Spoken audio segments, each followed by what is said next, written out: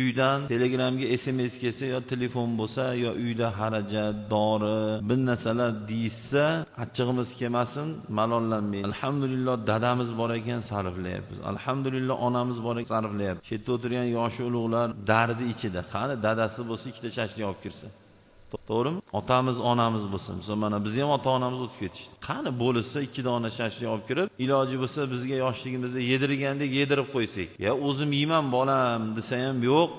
Men keling ona yo dada yeb qo'limda yedirgim keldi deb qani yedirsak. Lekin yo'q, afsus.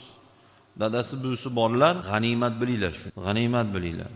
Xo'p, o'g'lingizni krasovkasi yetilib ketibdi, krasovka olib bering desa, alhamdulillah deylik, o'g'li yo'q, bolasi yo'q, detskiy do'kondan o'tib ketayotib, ichi eziladigan qancha ona ayollar bor, erkaklar bor.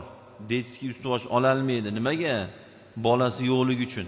Bolangiz kasal bo'libdi desa, achchiq qilmaylik, sabab bolamiz bor ekan kasal bo'libdi. Nechtasi bor? Bolangiz kasal bo'libdi degan gapni qulog'i eshitgisi keladi. Yo'q, chunki bolasi yo'qda uni. Bizda tirnoqqa zor deydi-yu. Allohdan so'raylik, shunday ulug' kunda jamoatda juma kunida ro'zadorlar o'tiribmiz. Deyarli 99% ro'za biz.